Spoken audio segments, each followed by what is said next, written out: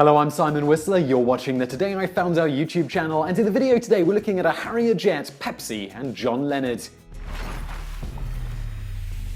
Back in the halcyon days of 1995, Pepsi launched their aptly titled Drink Pepsi, Get Stuff campaign that allowed customers to earn points on every Pepsi product they bought and then exchange them for things like Pepsi-branded t-shirts and hats. The promotion was a roaring success and resulted in nothing of note happening whatsoever, unless of course you count the guy who sued them because they refused to exchange 7 million Pepsi points for a Harrier Jet. The man in question was John Leonard, and in the later months of 1995, he turned on his TV and saw this ad announcing the Pepsi Stuff promotion. For those who don't want to go and watch the advertisement, it essentially shows a teen on his way to school highlighting items that one can buy with Pepsi points, such as a Pepsi t-shirt for 75 points, a leather jacket for 1,450 points, etc. The book, The Law of Marketing by Linda J. Oswald, describes what happens next in exquisite detail. The scene then shifts to three young boys sitting in front of a high school building. The boy in the middle is intent on his Pepsi Stuff catalog, while the boys on either side are each drinking Pepsi. The three boys gaze in awe at an object rushing overhead as the military march builds to a crescendo. The Harrier Jet is not yet visible, but the observer senses the presence of a mighty plane as the extreme winds generated by its flight create a maelstrom in a classroom devoted to an otherwise dull physics lesson. Finally, the Harrier Jet swings into view and lands by the side of the school building next to a bicycle rack. Several students run for cover, and the velocity of the wind strips one hapless faculty member down to his underwear. While the faculty member is being deprived of his dignity, the voiceover announces, "Now the more Pepsi you drink, the more great stuff you're gonna get." The following words then appear: Harrier Fighter, 7 million Pepsi points. Upon seeing this commercial, Leonard, a 21-year-old business student, did a little research and came to a startling conclusion. The Pepsi Harrier giveaway was actually an amazing deal at only 7 million points. You see, in 1995, the value of a single Harrier Jet was about $33 million, give or take a few million, depending on whose estimates you want to use. This meant that even if every 2-liter bottle of Pepsi only awarded a single point, in reality, many bottles and cans offered more depending on where they were purchased, the Harrier Jet would only cost about $7 million in real money. To confirm there were no loopholes here, Leonard got his hands on a Pepsi Stuff prize catalog. While no Harrier Jet was listed there, he did notice it stated in the small print that if a person already had 15 Pepsi points, they could purchase an unlimited number of additional points towards any item they wanted for 10 cents apiece.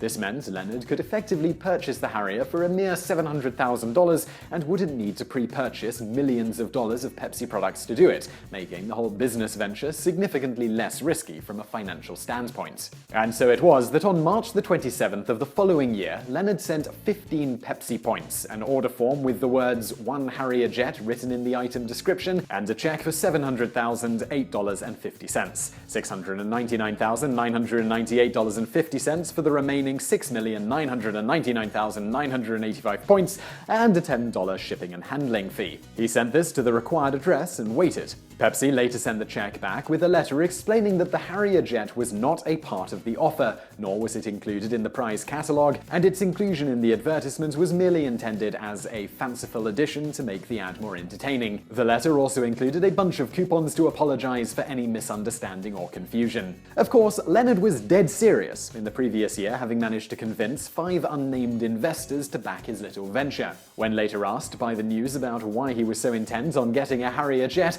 Leonard explained that as a member of the so-called Pepsi generation the company was advertising to, the notion of owning a Harrier Jet appealed to him enormously. Of course, with investors involved, it's far more likely the group was simply looking for a large out-of-court settlement. Whatever the case, when Leonard received the response from Pepsi, his lawyer responded in turn on May the 14th, 1996.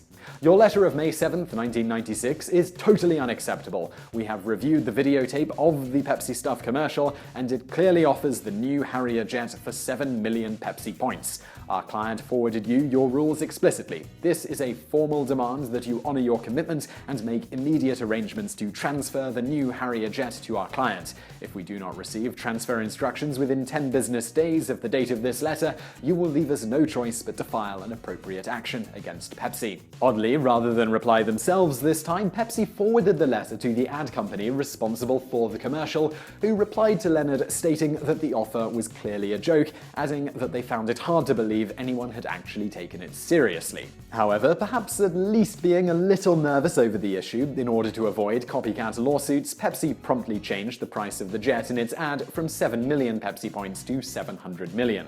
But they still had to deal with Leonard, who sued Pepsi for fraud, breach of contract, and deceptive advertising. The case limped through the courts for 3 years. While the court of public opinion was strongly on the side of Leonard and his investors, after all, the commercial clearly stated that if you acquired 7 million Pepsi points, you could exchange them for a Harrier Jet, the court that actually had the power to issue a ruling was not. The issue was finally settled in 1999, with the judge concluding that no objective person could reasonably have concluded that the commercial actually offered consumers a Harrier Jet. It is notable that Leonard's legal team attempted to argue that no judge could accurately determine whether the target audience of the commercial, the Pepsi generation, would or would not conclude that the commercial was really offering a jet, specifically noting, "A federal judge is incapable of deciding on the matter, and that instead the decision had to be made by a jury consisting of members of the Pepsi generation to whom the advert would allegedly constitute an offer." In any event, as to the accusation of fraud, this too was thrown out, as commercials aren't considered legally binding offers under the Restatement Second of Contracts Treatise, which notes, "Advertisements of goods by display, sign, handbill, newspaper, radio, or television are not ordinarily intended or understood as offers to sell. The same is true of catalogs, price lists, and circulars, even though the terms of suggested bargains may be stated in some detail. It is of course possible to make an offer by an advertisement directed to the general public, but there must ordinarily be some language of commitment or some invitation to take further action without communication." Finally, the courts ruled that not giving Leonard the Harrier wasn't in breach of contract, as no written agreement between the two parties involving the giving or receiving of a jet had been drafted or signed. As Arthur Linton Corbin notes in Corbin on Contracts, there would be no enforceable contract until the defendant, PepsiCo, accepted the order form and cashed the check. As Pepsi did neither, there was no breach of contract. This all leaves one wondering, had the courts ruled otherwise, would Pepsi have been able to give Leonard the jet? The answer, according to Pentagon spokesman Ken Bacon, was decidedly no. In response to Bacon's assertions, Leonard stated that he would take a Harrier jet in a form that eliminated its potential for military use. The US military has in the past, for instance, sold tanks to civilians after the weaponry was removed.